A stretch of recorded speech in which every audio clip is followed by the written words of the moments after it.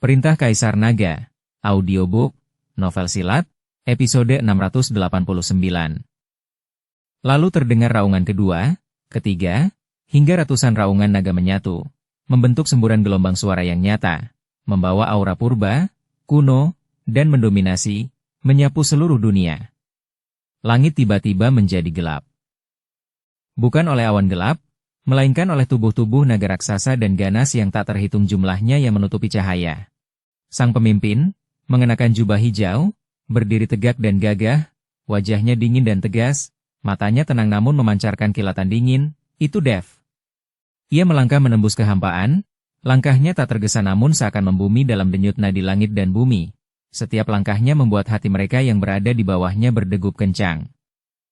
Di belakangnya, di sebelah kirinya, berdiri angin puyuh hitam, sosok kolosal sebesar pegunungan, sisiknya berkilauan dengan cahaya dingin, mata naganya melotot bagai dua bulan darah.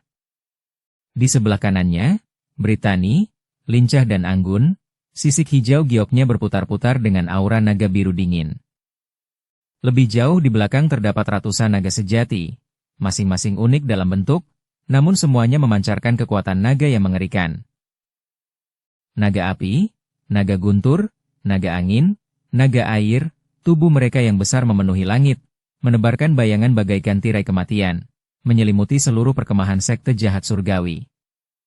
Kekuatan naga yang luar biasa itu, bagaikan samudra luas tak terukur, atau gunung suci kuno, membebani hati setiap kultivator sekte jahat surgawi, menyebabkan energi spiritual mereka mandek dan napas mereka menjadi sangat sulit.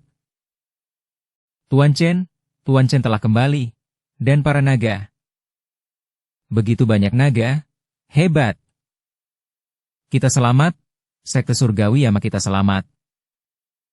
Para murid sekte surgawi Yama, yang tadinya putus asa, meluapkan kegembiraan dan kegembiraan yang meluap-luap saat melihat sosok di langit dan pasukan naga yang mengerikan.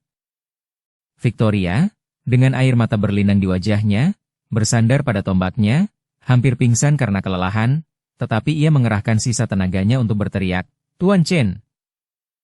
Akhirnya Anda kembali. Tatapan Dev menyapu medan perang yang mengerikan di bawah, melihat para murid sekte surgawi Yama terbaring di tanah, tak mampu bangkit lagi. Melihat luka dan darah di tubuh Victoria dan para penyintas lainnya, rasa dingin di matanya semakin dalam, dan suhu di sekitarnya tampak turun beberapa derajat. Ia tidak langsung menyerang, melainkan perlahan turun, mendarat di depan Victoria. Aliran energi kehidupan murni mengalir melalui dirinya, menstabilkan luka-lukanya. Terima kasih atas kerja kerasmu. Serahkan sisanya padaku. Suaranya tenang, namun mengandung kekuatan yang tak terbantahkan, memberikan rasa aman yang tak tertandingi kepada semua murid sekte surgawi Yama. Lagi pula, Dev pernah bersetubuh dengan Victoria. Bagaimana mungkin Dev tidak marah jika kekasihnya diperlakukan seperti ini? Saat ini, Taois tulang hantu dan para kultivator sekte jahat surgawinya sudah ketakutan. Kekuatan naga yang luar biasa, ratusan mata naga yang dingin dan kejam itu, semuanya memberitahu mereka bahwa ini adalah kekuatan yang mampu menghancurkan segalanya. Kau Dev Chen? Taois tulang hantu menekan rasa takutnya, suaranya bergetar karena amarah. Kau, apa maumu? Aku tulang hantu, sesepuh sekte jahat surgawi. Jika kau berani menyentuh kami, sekte jahat surgawi tidak akan pernah melepaskanmu. Oh, sekte jahat surgawi? Dev perlahan berbalik, tatapannya bagai dua pedang tajam menusuk Taois tulang hantu. Siapa yang memberimu keberanian untuk menyerang sekte surgawi Yama? Terpaku oleh tatapan Dev, Taois tulang hantu merasa seolah-olah sedang ditatap oleh binatang prasejarah. Keringat dingin langsung membasahi punggungnya. Ia menelan ludah, memaksakan senyum, dan berkata, Dev, jangan sombong. Kau telah menyinggung yang mulia pemakan jiwa, kau sendiri dalam masalah besar. Sekte jahat surgawiku datang atas perintah yang mulia pemakan jiwa untuk mengambil alih sekte surgawi Yama. Yang mulia tahu kau terluka parah, ini kesempatan sempurna untuk memusnahkanmu. Jika kau tahu apa yang baik untukmu. Hah, pemakan jiwa? Bibir Dev melengkung membentuk senyum dingin, menyela, seperti yang diharapkan dari anjing liar goblok itu. Dia tidak berani menunjukkan dirinya, tetapi dia mengirimmu, semut tolol menuju kematianmu. Bangsat, beraninya kau menghina yang mulia. Taois tulang hantu itu sangat marah, tetapi lebih dari itu, ia ketakutan. Victoria, yang berdiri di dekatnya, segera berbisik, Tuan Chen, sekte jahat surgawi telah memperluas kekuasaannya dengan pesat dalam beberapa tahun terakhir, menelan banyak sekte iblis di sekitarnya. Sekarang praktis menjadi sekte iblis nomor 1 di surga ke-9. Hah, sekte nomor 1? Hahaha. Dev terkekeh, suaranya dipenuhi dengan penghinaan dan hinaan. Mereka tidak pantas menjadi nomor 1. Ia mengangkat matanya, menatap pasukan naga hitam yang besar di langit. Suaranya tiba-tiba berubah dingin, jelas bergema ke segala arah. Para naga, patuhi perintahku. Aum, ratusan naga meraung serempak, kekuatan naga mereka melonjak, angin dan awan berubah warna. Kecuali pemimpinnya, para sampah dari sekte jahat surgawi ini. Suara Dev sedingin es, tak seorang pun dibiarkan hidup. Bunuh. Angin puyuh hitam adalah yang pertama merespons, tubuhnya yang besar jatuh seperti meteor, langsung menerjang bagian terpadat dari barisan sekte jahat surgawi. Dengan sekali cakarnya, hujan darah memenuhi udara. Dengan kibasan ekornya, puluhan kultivator berjubah hitam terlempar seperti boneka kain, tulang mereka patah dan urat mereka putus. Bunuh!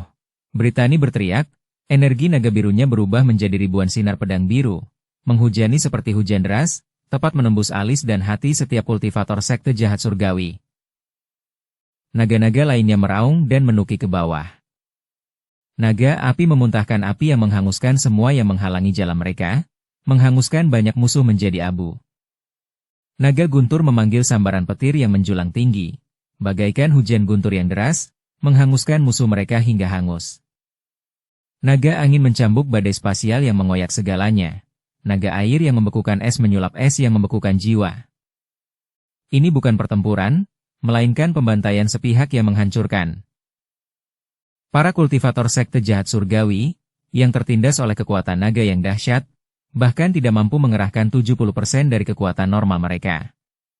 Mantra dan harta magis mereka tampak sangat pucat dan tak berdaya di hadapan fisik tangguh dan kemampuan supernatural bawaan para naga. Jeritan, permohonan ampun, dan suara tubuh yang terkoyak bergema di mana-mana. Area di depan gerbang gunung sekte surgawi Yama langsung berubah menjadi pemandangan neraka. Taois tulang hantu menyaksikan dengan mata merah, tetapi ia sendiri juga menjadi sasaran beberapa naga kuat, terkunci dalam pertempuran sengit, berjuang melawan rintangan yang luar biasa dan menghadapi bahaya yang mengancam. Dev tidak ikut serta dalam pembantaian di bawah, ia hanya menyaksikan dalam diam, tatapannya dingin. Ia mengangkat tangannya, dan menara penekan iblis melayang di telapak tangannya, memancarkan lingkaran cahaya redup, menyerap semua fragmen jiwa yang mencoba melarikan diri ke dalam menara dan menekannya. Dalam sekejap, ratusan kultivator dari sekte jahat surgawi yang sebelumnya arogan dan mendominasi, kecuali Taois tulang hantu yang sengaja ditinggalkan, berlumuran darah dan dipaksa berlutut di bawah kekuatan naga, musnah total. Kaki dan anggota tubuh yang terpenggal berserakan di tanah, darah menggenang menjadi aliran, dan bau darah yang pekat dan menyengat membumbung ke langit.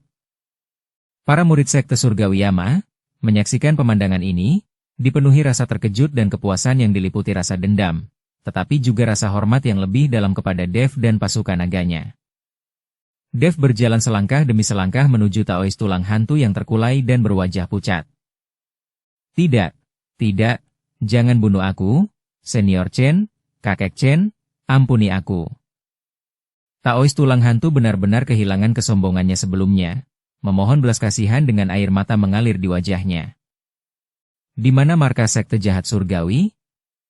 Suara Dev tanpa emosi. Taois tulang hantu gemetar, tampaknya memahami niat Dev, matanya melebar ketakutan. Kau ingin. Jawab pertanyaanku, tatapan Dev menjerumuskannya ke dalam jurang es. Di bawah ancaman kematian, Taois tulang hantu tidak berani menyembunyikan apapun. Gemetar saat ia mengungkapkan lokasi pasti markas sekte jahat surgawi dan tata letak pertahanan umum sekte tersebut. Baiklah, Dev mengangguk, lalu memberi isyarat kepada angin puyuh hitam. Angin puyuh hitam mengerti, menyeringai jahat, dan mencakarnya, menghancurkan dantian Taois tulang hantu, melumpuhkan kultivasinya, tetapi tidak merenggut nyawanya. Aku akan mengampuni nyawa anjingmu. Kembalilah dan beritahu tetua sekte jahat surgawi dan pemakan jiwa pengecut yang bersembunyi di belakang. Suara Dev seolah berasal dari kedalaman neraka, membawa niat membunuh yang mengerikan. Cuci leher kalian dan tunggu. Aku, Dev Chen, akan memenggal kepala mereka sekarang juga. Setelah mengatakan itu, ia tidak lagi menatap Taois tulang hantu, yang terbaring di sana seperti gumpalan lumpur, dan menoleh ke Victoria, berkata, Nona Guan, aku serahkan urusan sekte kepadamu. Rawatlah yang terluka dan cedera, dan perkuat keamanan. Victoria membungkuk dengan penuh semangat, tenanglah, Tuan Chen. Aku akan melakukan yang terbaik. Dev kemudian menatap Brittany, biru kecil, kau pimpin sekelompok naga yang ahli dalam penyembuhan dan pertahanan untuk tetap tinggal dan membantu sekte surgawi Yama membangun pertahanan, untuk berjaga-jaga jika ada penjahat lain yang memanfaatkan kesempatan untuk menyerang. Brittany mengangguk dengan sungguh-sungguh, dimengerti, Tuan Chen, harap berhati-hati. Tatapan Dev menyapu pasukan naga yang penuh semangat juang, akhirnya tertuju pada angin puyuh hitam dan anggota lain yang siap berperang. Ia berseru dengan lantang, naga lainnya, ikuti aku.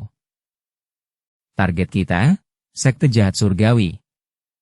Aum, raungan naga itu kembali menggelegar, mengguncang langit. Sosok Dev berubah menjadi seberkas cahaya, membubung tinggi ke angkasa. Angin puyuh hitam dan ratusan naga ganas lainnya mengikuti dari dekat, bagaikan semburan baja yang membentang melintasi langit dan bumi, membawa momentum dahsyat yang mampu menghancurkan segalanya, menuju ke arah yang ditunjukkan oleh Taois tulang hantu, merobek udara. Aura pembunuh yang dahsyat dan kekuatan naga itu menyapu langit, menyebabkan awan runtuh dan semua makhluk hidup terkapar dimanapun ia lewat. Avatar Dewa Jahat. Di langit, aura yang mengerikan melonjak ke arah barat laut bagaikan air pasang yang mengamuk. Dev berdiri setenang air di atas kepala naga angin puyuh hitam tua yang lebar dan polos, jubah birunya berkibar tertiup angin kencang dari penerbangan berkecepatan tinggi mereka. Matanya sedingin kolam es kuno. Darah yang ditumpahkan oleh sekte surgawi Yama hari ini harus dibalas dengan darah musuh-musuhnya. Ini bukan hanya untuk balas dendam, tetapi untuk menegakkan otoritasnya.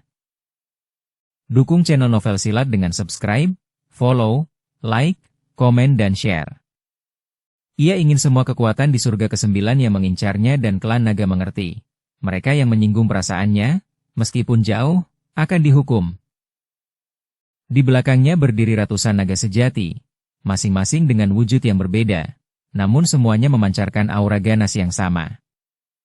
Mereka baru saja selamat dari pertempuran berdarah di celah kekosongan, energi pembunuh mereka masih tersisa, dan kini murka oleh tindakan tercela sekte jahat surgawi. Kekuatan naga itu menyebar bagai sungai yang dahsyat, menyebabkan awan terbelah dan makhluk-makhluk di pegunungan dan sungai di bawahnya terdiam ketakutan, bersembunyi, dan gemetar. Pasukan naga ini telah menjadi pisau jagal tertajam Dev.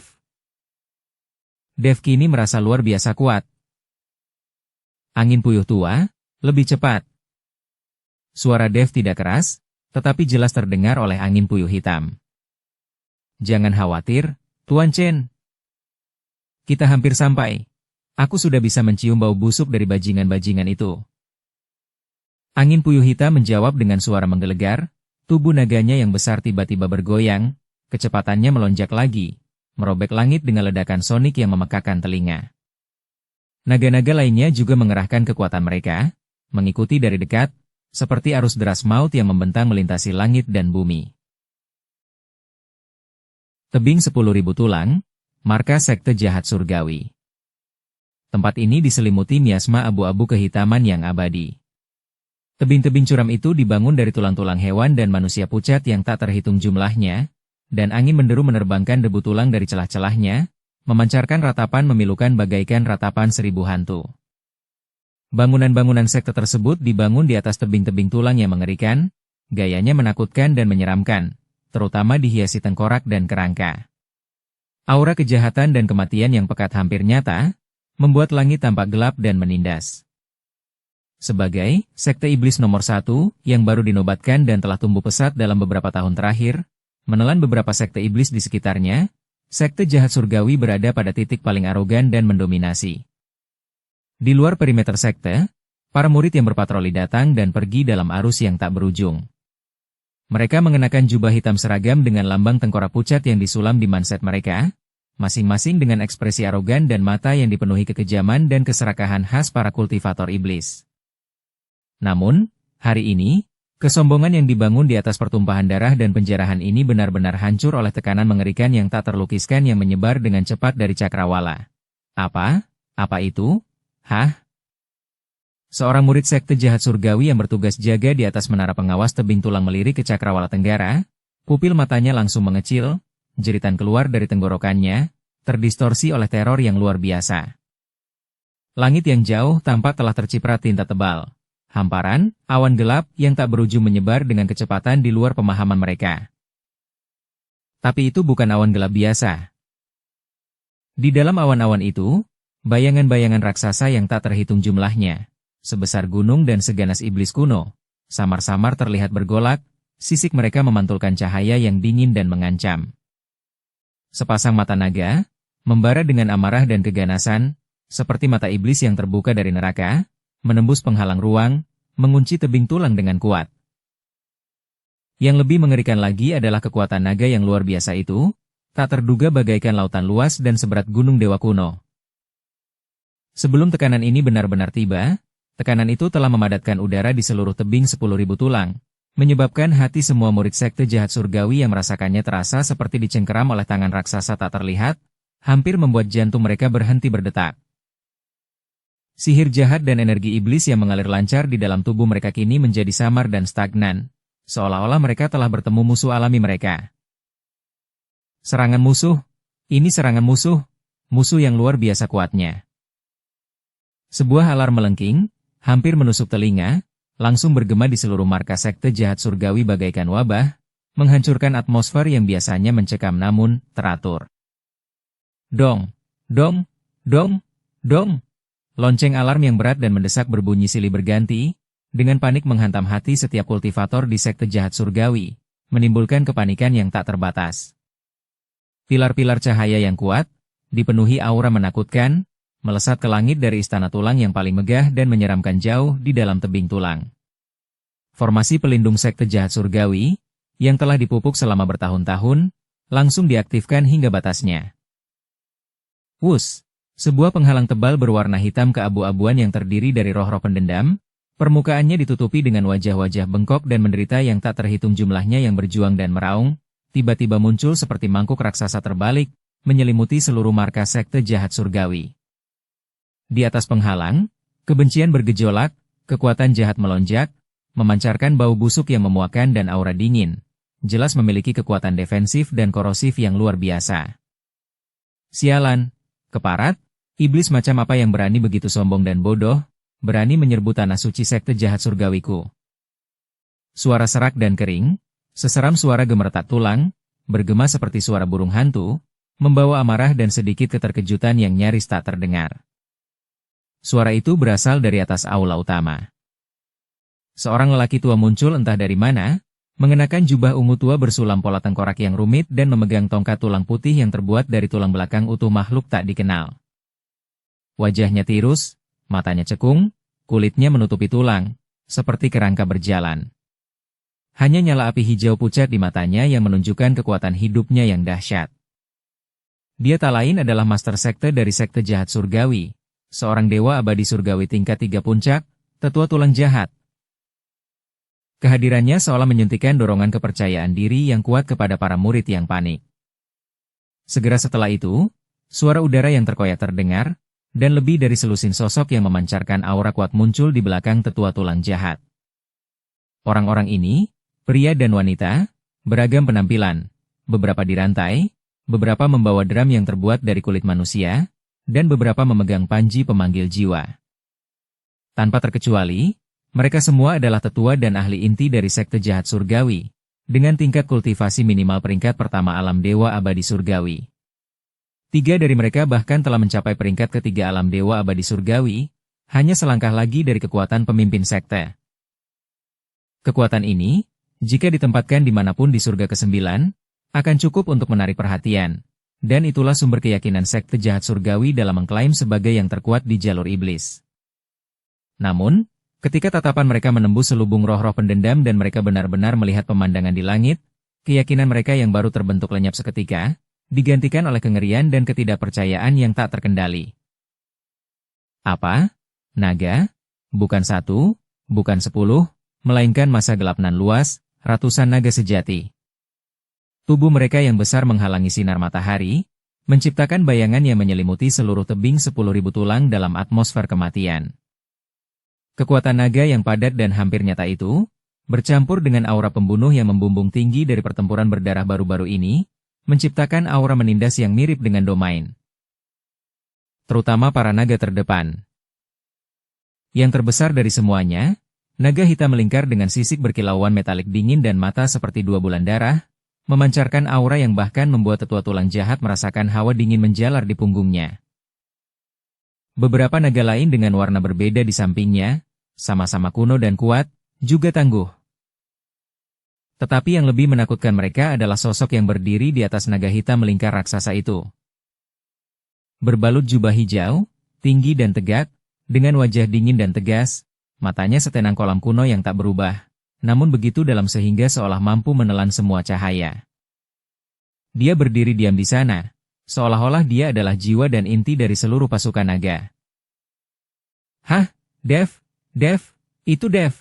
Seorang tetua yang pernah melihat Dev sebelumnya berteriak, suaranya gemetar dan hampir menangis, bagaimana dia bisa ada di sini? Bukankah Yang Mulia Pemakan Jiwa mengatakan dia terluka parah dan diambang kematian? Ini, benarkah dia terluka parah? Bersambung ke episode 690. Dukung kami dengan subscribe, follow, like, komen dan share. Terima kasih.